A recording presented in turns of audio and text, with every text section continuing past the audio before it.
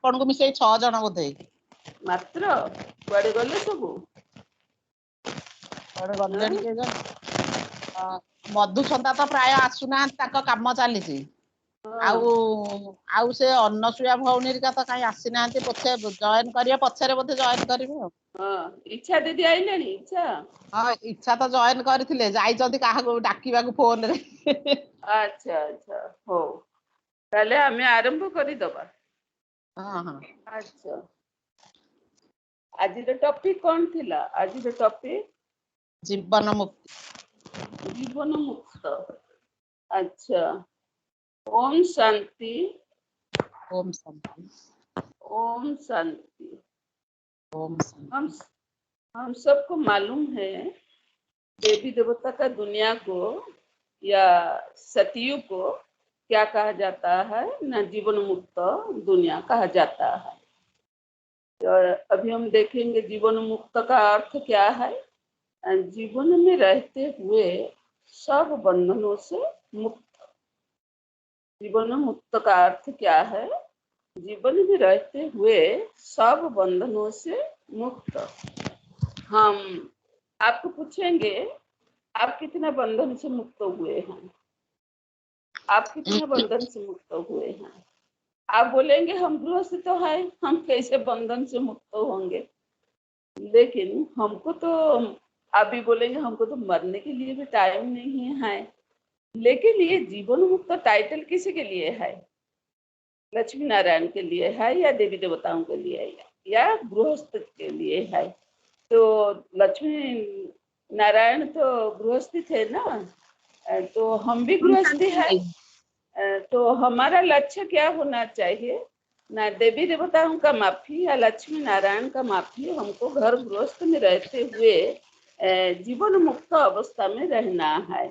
घर गृहस्थ में रहते हुए जीवन मुक्त अवस्था को जब हम अनुभव करेंगे, इसी को क्या कहा जाएगा?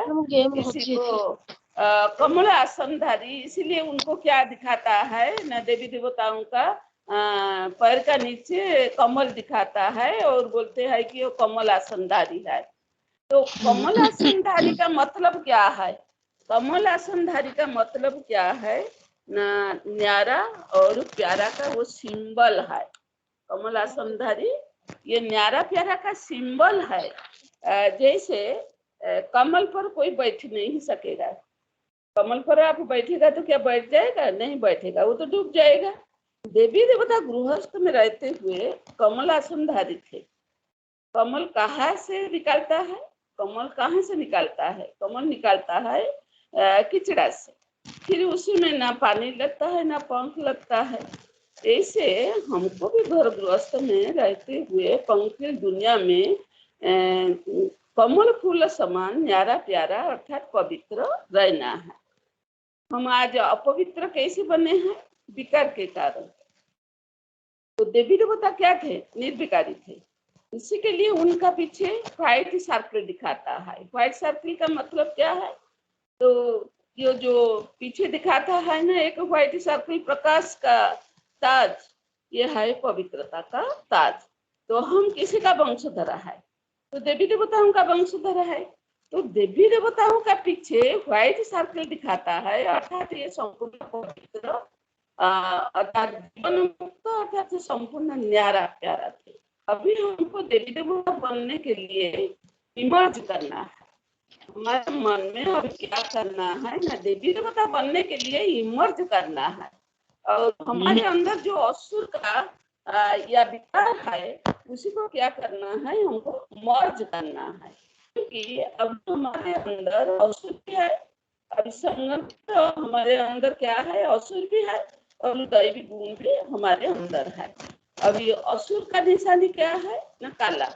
और देवता का निशानी क्या होता है? व्हाइट सर्कल या सफेद। तो काला माना क्या है ना, बुद्धि को, बुद्धि पूरा किचड़ा में भरा हुआ है या आसुरी गुण में भरा हुआ है। और बुद्धि को हमको धीरे धीरे क्या करना है? साफ करना है या व्हाइट करना है। इसी के लिए हमको तो जरूर मेहनत भी करना पड़ेगा। तो व्हाइट कब काला हो जाता है ना?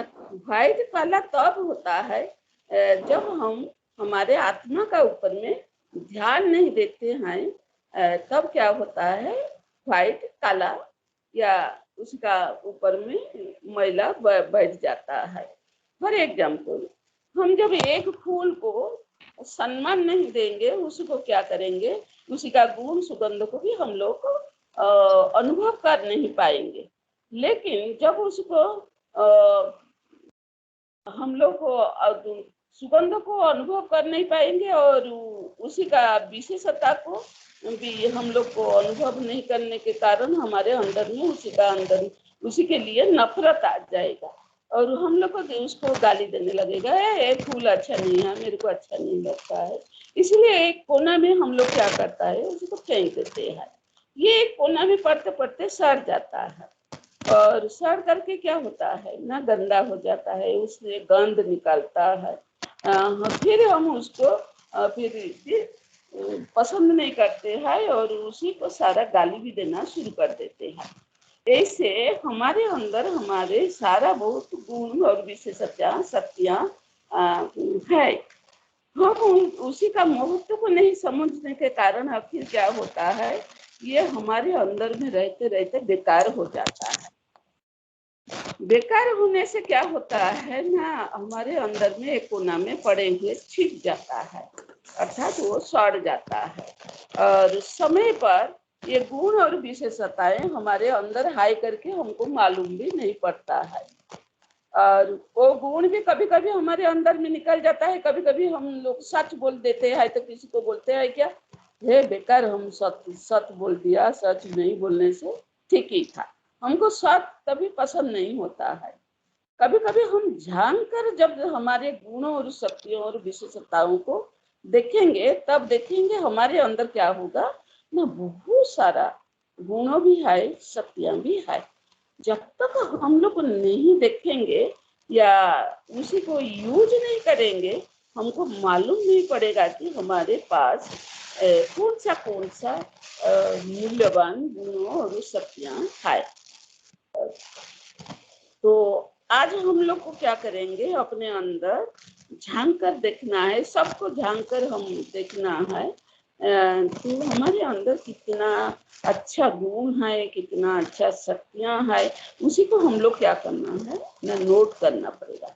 आप लोग सब नोट करेंगे जो हमारे अंदर में कितना गुण है, कितना शक्तियां है। एक एक एक करके हम लोग नोट करते जाएंगे तो देखेंगे हमारे अंदर में बहुत सारा गुण भी है और अवगुण भी निकलेगा, लेकिन गुण शायद ज्यादा हमारे अंदर में निकलेगा। और उसी से सब क्या करेंगे, घर से हमारे अंदर से उसको निकाल करके हमको अनुभव में लाना है। देखो, हमारा गुण और हमारा अवगुण कहाँ से निकलता है, कहाँ से मालूम पड़ता है, हमारे परिवार से। बाहर से हमको कुछ मालूम नहीं पड़ता है। हमारा कुछ गुण है, परिवार वाला भी बोलते हैं, हमारा कुछ अवगुण है, परिवार वाले भी बोलते हैं। तो परिवार ही हमारे लिए क्या है, स्वर्ग भी है और परिवार भी हमारे लिए नर्क भी है। तो हम जब परिवार लोगों को गुण देखेंगे या विशेषता देखेंगे, तब हमारे घर क्या होगा ना, स्वर्ग बन जाएगा। जब अवगुण देखेंगे तो हमारा घर क्या होगा ना, नर्क बन जाएगा। जैसे हम लोग को कभी कभी अपना पति का अवगुण देख देते हैं, हमारा बच्चों का अवगुण देख देते हैं, कभी सास का, कभी बहू का, ऐसा अवगुण हम लोग जब देख देते हैं, तब घर का वातावरण क्या होता है ना, कलुषित हो जाता है, जिससे घर हम लोग को अच्छा नहीं लगता है। तो इसीलिए क्या होता है ना, घर वाला ही हमारा अच्छा बुरा एहसास करा देते हैं। जब हम हमारे थॉट्स को नेगेटिव कर देंगे, तो नेगेटिव थॉट्स बहुत सारा हमारे अंदर में आ जाएगा। जब नेगेटिव थॉट्स से माइंड भारी हो जाएगा, तब हम लोग क्या करते हैं, हल्का करने के लिए दूसरे को वो थॉट्स को हम सुना देते हैं, किसी के बारे में वो ऐसे किया, ऐसे किया, ऐसे किया, पर चिंतन पर निंदा में हम लोग को सुनाते रहते हैं। पहले अपने मन में रखते थे, फिर क्या करते हैं, उसको बाहर में फैला देते हैं। फिर यह हमारे क्या हो जाता है, सबको बोलते बोलते हमारा संस्कार बन जाता है।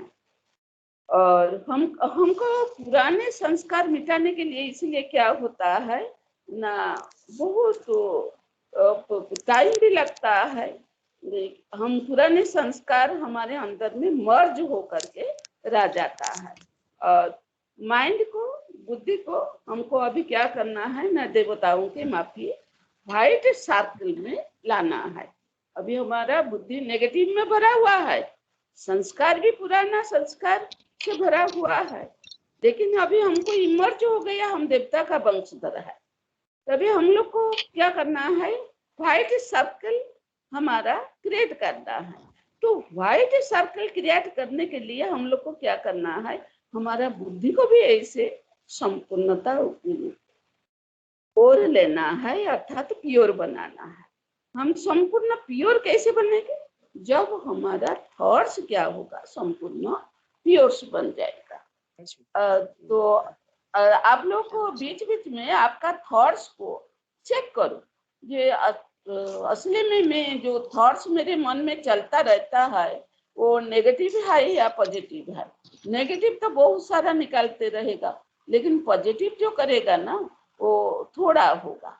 इसीलिए हम लोग को सब टाइम हम लोग जब थॉट्स का ऊपर में ध्यान देंगे, हमारे अंदर में बहुत सारा परिवर्तन जल्दी जल्दी आ जाएगा। अभी हम देखेंगे हमारा थॉट्स कैसे प्योर बनेंगे।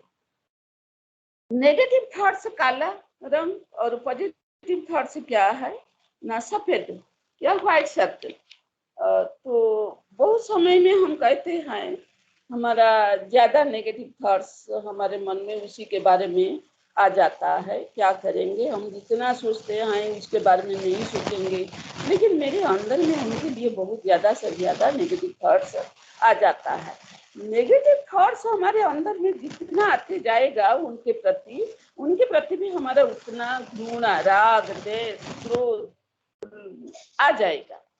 तो इसी से क्या होगा, हमारे अंदर में धीरे धीरे काला असुर या विकार हमारा अंदर में शेयर करने लगेगा, और व्हाइट सर्कल क्या होगा, उसी टाइम गुम हो जाएगा। तो कोई बात हो गया, पहले हमारा क्या होता है, पहले हम लोग को क्या करना है ना, नेगेटिव को पॉजिटिव अर्थात क्वेश्चन मार्क को फुल स्टॉप लगाना है। समझ में आया?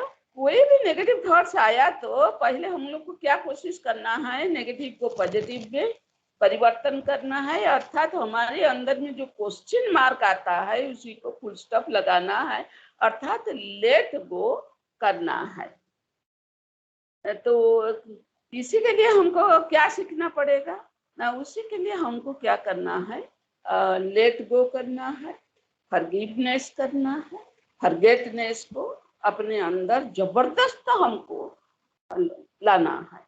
जब तक हम हमारे अंदर में सहन शक्ति, क्षमा करने की शक्ति या बीपी को बिंदी लगाने की शक्ति जब तक हमारे जीवन का दिनचर्या में लागू नहीं करेंगे, तब तक हम बिंदी भी लगा नहीं सकेंगे। तो बिंदी माना क्या है ना, पॉजिटिव। पॉजिटिव माना रिलेशन में मधुरता। हमारे अंदर में घर में जब तक हमारे अंदर में पॉजिटिव या फुल स्टॉप लगाना हम नहीं सीखेंगे, तब तक हमारे अंदर में मधुरता का गुण नहीं आएगा, और घर में भी हमारा जो रिलेशन है, जो परिवार है, उसी का अंदर में भी मधुरता नहीं आएगा। तो जब तक रिलेशन में मधुरता नहीं आएगा, तब तक घर क्या होगा, हमको नर्क का माफी अनुभव होगा, या यह नेगेटिव का वातावरण शुरू हो जाएगा, जिससे घर में क्या होगा, रहने के लिए हम लोग को दिल नहीं होगा, और दिल होगा हम घर से बाहर से निकल जाएंगे, और मन भारी भारी हो जाएगा। इसी के लिए कहते हैं घर में हमारे मन में जो है, घर नहीं जाएंगे, घर में हमारा शांति नहीं आई। और इसी बाबा ने लेकिन हम लोग को बोला है, शांति कोई आपको नहीं देंगे, शांति अपने अंदर है। आत्मा का स्वधर्म शांति है। हम अपने स्वधर्म को छोड़कर रावण का धर्म को हम पकड़ लिया है। तो अपने खजाना को हम लोग को क्या किया है ना, बाहर में फेंक दिया है। रावण का खजाना को गडरेज अलमीरा में हम लोग को लॉक डाल करके गडरेज का लॉक डाल दिया है। जब जरूरत पड़ता है रावण का चीज को हम लोग यूज करते हैं, लेकिन हमारा जो ओरिजिनल परमात्मा का दिया हुआ जो दान है, जो खजाना है, हम लोग उसी को बाहर में फेंक देते हैं। तो अपना खजाना को बाहर में फेंक देने के कारण ये सब क्या होता है ना, धीरे धीरे पानी हवा खाते खाते जंग लग जाता है। अपना गुण शक्तियों को हम लोग धीरे धीरे भूल जाते हैं। जब हमको ज्ञान का तीसरा नेत्र मिलते हैं, कोई अपना अंदर गुण शक्तियों को ढूंढने लगते हैं। हमारे अंदर में जब ज्ञान का तीसरा नेत्र खुल जाता है, संगम युग पर बाबा आकर हमको जो ज्ञान का तीसरा नेत्र दिया है, कोई का 1 सेकंड में ज्ञान का तीसरा नेत्र खुल जाता है, कोई सुनते हुए केयरलेस हो जाते हैं, कोई इतना टचिंग होता है, ढूंढ करके उसको साफ करने के लिए वो तैयार हो जाते हैं। जब कोई 1 सेकंड में ज्ञान का तृतीय नेत्र मिल जाता है, उसी को अपना अवगुण मालूम पड़ जाता है। तो साथ ही साथ उसका अवगुण क्या है, गुण क्या है, शक्तियां क्या है, और वो क्या होता है, वो उसी के मध्यम में क्या अंतर है, अवगुण और गुण का में क्या अंतर है, जब उसको मालूम पड़ जाता है तब वो क्या करता है, अवगुण को छोड़ने और गुण ज्ञान शक्तियों को धारण करने के लिए शुरू कर देते हैं। ज्ञान चक्षु खुल जाता है, अर्थात 1 सेकंड में उसको जीवन मुक्ति का अवस्था को प्राप्त कर लेते हैं। जिसी का ज्ञान चक्षु खुलता नहीं है, ये अवगुण खुद के बदले दूसरे के देखना शुरू कर देते हैं। इसी से हमारा क्या होता है ना, कमाई का खाता घाटा पड़ जाता है, और भाग्य बदलने के बदले क्या होता है, दुख कष्ट कलह क्लेश तरफ हमारा बुद्धि चला जाता है। कोई समझते हुए भी नहीं समझते हैं, फिर उसी का पुरुषार्थ मार्ग में क्या होता है ना, धीमी पड़ जाता है। अभी अभी जीवन मुक्त, अभी अभी उसका क्या होता है ना, जीवन बंधन का अनुभव कर देते हैं। इसीलिए ये जीवन मुक्त अवस्था को संपूर्ण अनुभव कर नहीं पाते हैं। तो हमको क्या करना है, जब तक हम संपूर्ण पुराने संस्कार, पुराने दुनिया, पुराने संबंधों से बुद्धि योग को नहीं हटाएंगे, तब तक हमारा जीवन मुक्त अवस्था को हम अनुभव कर नहीं पाएंगे। एक छोटा सा बात क्या होता है, हमारे सामने में वाले के साथ कुछ हो जाता है। सोचिए, एक छोटा सा बात हमारे सामने वाले से कुछ हो जाता है, तो यह छोटा सा इंसिडेंस मन में हमारा क्या होता है ना, विराट पहाड़ खड़ा कर देता है। तो छोटा सा देखिए, छोटा सा बात कोई कुछ बोल दिया तो हम लोग पकड़ लिया, ये छोटा सा बात को हम सोचते सोचते विराट पहाड़ बना लिया। लेकिन उसी को हटाने के लिए हमको क्या होता है ना, दूसरे का मदद हम लोग मांगते हैं। इसी से बात क्या होता है, एक नहीं 100 आदमी तक तो पहुंच जाता है। ये आपको मदद करने के बदले क्या होता है, बात को चारों ओर फैल देते हैं। जो जो सुनते हैं ना, ये बात को क्या करता है ना, चारों ओर फैला देते हैं, अर्थात उसको बड़ा करा देते हैं। इसी से क्या होता है, वो परिस्थिति विकराल हो जाता है, उसको पार करने के लिए आपको और परेशानी उठाना पड़ता है। इसी से क्या होता है ना, परेशानी समाप्त होगा ना बड़ा हो जाएगा। परेशानी समाप्त होगा, हम लोग जो बात को इधर इधर बोलकर बड़ा कर देते हैं, इसी से हमारा परेशानी बड़ा होगा ना छोटा होगा, बड़ा होते जाएगा। क्योंकि सबका संकल्प विकल्प चलते रहेगा, कोई नहीं चाहेगा कि कोई अच्छा से रहे, उसका परिवार लेकर के वो अच्छा से रहे, उनका अंदर में नेगेटिव थॉट्स जरूर चलता रहेगा। लेकिन हम पहले से पॉजिटिव में रहेगा तो बात उधर ही उधर फुल स्टॉप लग जाता था। लेकिन उसको फुल स्टॉप नहीं लगा करके हम लोग को क्या किया ना, बात को बढ़ा चढ़ा कर पर चिंतन पर निंदा में फंस कर दूसरे को बोल दिया और छोटा सा बात को बड़ा बना दिया। इसी से बात क्या हुआ, चारों तरफ फैल गया और उस सबका नेगेटिव थॉट्स हमारे तरफ आ गया। इसी से बात छोटा क्या होगा, खत्म क्या होगा, नहीं होगा ये, और विकराल रूप धारण करेगा। इसीलिए हमको हमारा क्या करना है, थॉट्स का ऊपर में पूरा पूरा ध्यान देना है। कोई बात हो गया, उसी को मन या बुद्धि में या चित्त में हमको रखने के पहले पॉजिटिव थॉट्स से बिंदी लगा देना है। समझ में आता है? अर्थात हमको क्या करना है, बातें जो हो गया है उसी को बढ़ाना नहीं है, इधर इधर बातों को नहीं फैलाना है। जितना हो सके हमको क्या करना है, सम्मा लेना है। जितना हम करना, वो भी परमात्मा का संतान है, हम एक परिवार का है, सबका बात को हमको ब्रह्मा बाबा के समान सम्मा लेना है। हम लोग सोचते हैं ये मेरे पति है, ये मेरे माँ है, ये मेरे सखा है, हम उसको अपने मन का बात थोड़ा भूल देंगे तो हमारा मन हल्का हो जाएगा। लेकिन इसी से क्या होता है, हमारे संबंध भी खराब हो जाता है। फिर मन में बाबा के बदले वही परिस्थिति याद आ जाता है और समय भी नष्ट हो जाता है, मन में पीड़ा जागृत हो जाता है और आपका नेगेटिव थॉट्स दूसरे वाले को भी नेगेटिव थॉट्स से पहुंचा देते हैं। समझा है? तो कहावत है, जनक राजा ने 1 सेकंड में जीवन मुक्त अवस्था को प्राप्त किए थे। और भी जनक राजा को क्या कहा जाता है, वो राज ऋषि थे। राज ऋषि माना क्या है,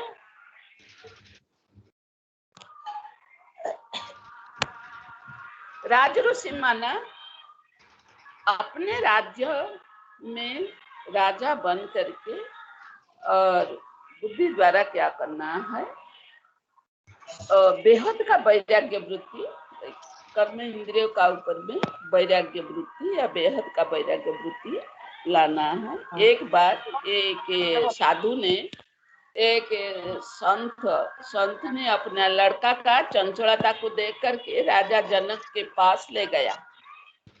जब उनके राजमहल में पहुंच गए, वो देखा राजा अपने दासियों के साथ रास लीला कर रहे थे।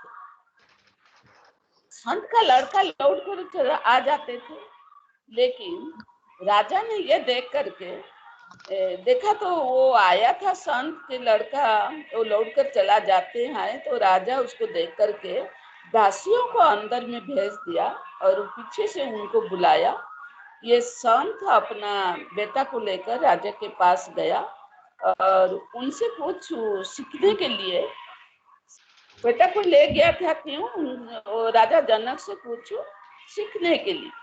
पहले संत का लड़का को राजा पसंद नहीं आया, फिर भी वो जाकर के राजा के पास बैठा।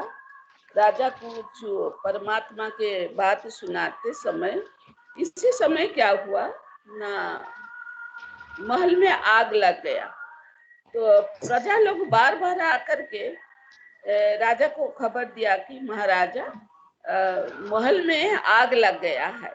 लेकिन राजा उस साधु के लड़के के साथ सत्संग कर रहा था, इसीलिए वो कुछ उत्तर भी नहीं दिया है, ना उठ करके जाकर कुछ देखा है। लेकिन उसी का अंदर में वो साधु का लड़का अपना जो लेंगुटी था, उसी वो शायद जल जाएगा करके उसी को उठ करके पकड़ कर लेकर आया। तो राजा ऊपर से ये लड़का देखा, इतना बड़ा परिस्थिति में राजा का ऊपर में कुछ प्रभाव नहीं पड़ता है, ये बिल्कुल हिलता नहीं है, अचोल अडोल अवस्था में है। साधु का लड़का क्या हुआ ना, ताज्जुब हो गया, इतना बड़ा परिस्थिति लेकिन राजा का कोई हलचल नहीं। इसी स्थिति को देख करके राजा के प्रति उसका भाव क्या हुआ ना, चेंज हो गया, या अपने मन से उनको स्वीकार कर लिया। और सचमुच राजा एक राजऋषि है, अर्थात अपने मन बुद्धि संस्कार ऊपर राजा है और अपने कर्मेंद्रिय के ऊपर बेहद का वैरागी है। लास्ट में ये पूछा आप कैसे इतना बड़ा परिस्थिति में इतना स्थिर होकर रहा, तो राजा ने बोला मैं आपके साथ सत्संग में थे, वही टाइम जो घटना हुआ है उसी का रेस्पॉन्सिबल स्वयं परमात्मा। कारण मैं सत्संग के बीच में उठना मतलब परमात्मा का इंसल्ट होगा। मैं परमात्मा सेवा में बिजी हूँ, तो वही टाइम जो हुआ परमात्मा रिस्पॉन्सिबल है। यह हमारे लिए परीक्षा था। वही है जीवन मुक्त अवस्था। पहले मैं एक टॉपिक में आपको पहले मैं एक टॉपिक में बोले थे कैसे दीप लेकर साधु ने जनक ऋषि का जनक राजा का महल चारों तरफ घूमकर आया और वही दीप जैसे बूझ न जाए इसी का ऊपर में ध्यान दिया था और महल को भी देखकर आया। वही जीवन मुक्त का अवस्था है करके एक दफा एक कहानी दूसरा टॉपिक में मैं बोली थी, शायद आप लोग को याद होगा। आप बोलेंगे तो फिर एक दफा मैं बोल दूंगी, लेकिन शायद मेरे हिसाब से आप लोग को याद होगा। और कभी कभी हम लोग को कौन सा बंधन हम लोग को जीवन मुक्त अवस्था को प्राप्त करने के लिए रुकावट डालते हैं ना। कभी तन का बीमारी ये बंधन होकर के आता है, कभी मन का बीमारी, कभी धन का, कभी परिस्थिति का, कभी संबंध का, कभी स्वभाव संस्कार का, कभी परिवेश का, कभी समाज का, लोक लाज कुल मर्यादा का बंधन हमको बंधन मुक्त होने नहीं देता है। हम लोग को क्या होता है ना, अभी हम लोग देखेंगे एक एक बंधन को हम लोग काटने के लिए चाहेंगे तो हम उड़ नहीं सकेंगे। आप बच्चे आप बहन लोग आप स्कूल में अब बच्चा लोग का पढ़ा हुआ होगा। एक बार एक कहानी आप लोग को पढ़ा हुआ होगा कबूतर और किसान के बारे में। कबूतर किसान के खेत में सब माने धान खाते थे। तो वही टाइम किसान क्या हुआ ना, जाल डाल दिया था। तो कबूतर एक एक करके उड़ेंगे कैसे सोचा था, तो वो उड़ नहीं पाया। जब सब एक ही बार उड़ने लगे तो जाल को लेकर के वो भाग गया था। तो ऐसे तो हम लोग को भी हमारे अंदर में भी बहुत सारा क्या है ना बंधन है। तो बंधन को काटने के लिए हम लोग को एक एक करके हम लोग को ध्यान देंगे तो उड़ने के लिए माने उसका ऊपर में विजय प्राप्त करने के लिए तो हम लोग को जाल को जो रावण का जाल है उसी का बंधन से हम लोग छुटकारा पाएंगे नहीं। जब एक ही साथ हम लोग को सर्व शक्तियाँ सर्व गुणों को अष्ट शक्तियाँ सर्व गुणों को हम लोग को लगाकर फोर्स लगाएंगे तो हमारे अंदर में सर्व शक्तियाँ और सर्व गुण जब आ जाएगा तब हम भी माया को चैलेंज कर सकेंगे कि तू मेरा कुछ कर नहीं पाएंगे। अभी मेरे साथ मेरा सर्वशक्तिवान पिता है, मैं जो चाहूंगी तो कर सकूंगी। बाबा का गुण को समय अनुसार हम अप्लाई भी करना है। कभी शांत स्थिति, कभी अनकंडीशनल लव, तो कहाँ सहन शक्ति है तो कहाँ सामना करने की शक्ति को हमको यूज करना है। सिर्फ एक बार एक दिन हम लोग को सर्व जो टाइम जो शक्तियाँ जो ये गुण हम लोग को यूज करने का अभ्यास डाल देंगे तो क्या होगा, रावण अपने आप हमारे अंदर से हट जाएगा। मन धीरे धीरे क्या होगा ना एकाग्रचित हो जाएगा और कर्मेंद्रिय शांत शीतल हो जाएगा। इसी पुरुषार्थ का ये जो एक दिन हम लोग को पुरुषार्थ करेंगे ये है एक दिन बीज डालना। सिर्फ एक दिन हम ध्यान दे करके वही बीज को डालेंगे तो एक गुण और या एक गुण का ऊपर में सिर्फ हम लोग को एक गुण का ऊपर में स्पेशलिस्ट बनना है। ऐसे तो हमारे अंदर में बहुत सारा गुण है। डॉक्टर लोग जैसे एक ही विषय पर टॉपिक पर वो लोग को स्पेशलिस्ट बनते हैं। हम लोग को ऐसे एक एक गुण को धारण करना जरूरत नहीं कि एक एक शक्तियों को धारण करना जरूरत नहीं। सिर्फ एक गुण को हम लोग को धारण कर लेंगे या सिर्फ एक शक्तियों को हमारे अंदर में धारण कर लेंगे तो हमारे अंदर में दूसरा सब गुण या शक्तियां आ जाएगा। तो आज से हम लोग को प्रण करेंगे कि मैं जो भी हूँ हो जाए, क्या करना है, मेरे को शांत चित्त में रहना है। लेकिन उसी का अभ्यास हम लोग कैसे करना है ना, हर एक घंटे में शांति रूपी दर्पण में अपना मुखड़ा को हम लोग को देखना है। जैसे मेरे श्रृंगार कुछ गड़बड़ नहीं होगा। और जैसे हम लोग को हमारा तन का, शरीर का मुंह देखते रहते हैं बार बार दर्पण में, ये मेरा मुंह का जो श्रृंगार है खराब हो गया कि नहीं, साड़ी कैसे पहना हुआ है, जैसे बार बार हम लोग देखते हैं चाहे गड़बड़ न हो जाए, क्योंकि अब भी हमको ड्यूटी जाना है, बाहर जाना है, सब ठीक ठाक है कि नहीं। ऐसे हम लोग को क्या करना है, हमारा दिल रूपी दर्पण में अपना मुखड़ा को देख लेना है। कौन सा माया मेरा श्रृंगार को बिगाड़ता है, उसी पर हम लोग को क्या करना है, कड़ा प्रहार लगाना है। फिर बाबा का ऊपर में सब क्या करना है, सौंप देना है। तो इसी से हमारा क्या होगा ना, मन हल्का हो जाएगा। मन हल्का होने से क्या होगा, हम धीरे धीरे बंधन से मुक्त हो जाएंगे। तो मन भी हल्का हो जाएगा और फरिश्ता स्थिति का अनुभव भी होगा।